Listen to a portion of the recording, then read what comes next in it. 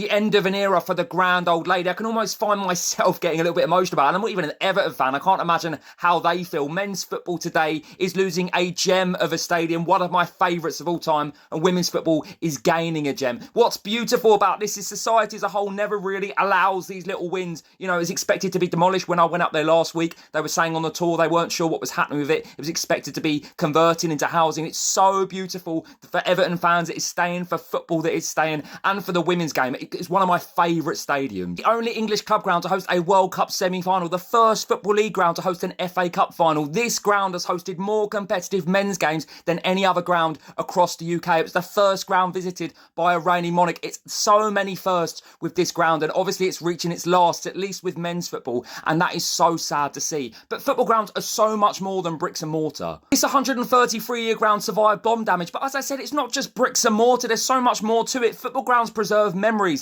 tears of joy, tears of pain. That football night for them in the 80s, beating Bayern Munich in the semi-final of the European Cup Winners' Cup, winning on the final day to stay in the Premier League. It preserves so many memories, the friendships that you've built in the ground over the years. It's a very sad moment. I'm sure many Evertonians will tell you that the Roar of Gladys Street is its own entity. Their legend Dixie Dean died in the stands. Their other legend Harry Catterick also died in the stands as well. There's 800 people buried at that ground. It's more than just a football stadium. I was fortunate to go to one Premier League game here with Spurs under Christian Stellini. Yes, I know. But the roar when they equalised in the 90th minute was insane. Sabio, Pele, Reed, Gray, the players that have graced that pitch, it's an unfathomable list, but this really brings an end to an insane 133-year history, at least in men's football, to that pitch. And I'm so happy that ground is staying. I said it the other day, and it is genuinely the best news for Everton fans. It's a win for football, not just women's football as well, and the Everton women's team. It's great for them having that stadium, those stands, but it's a win for football because most of these stadiums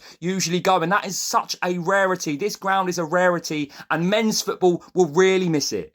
Being a Spurs fan, I will know that new stadium will take Everton to new heights, and it looks fantastic, and I'm sure it's brilliant, but they will never forget this stadium, and it is so beautiful that it stayed.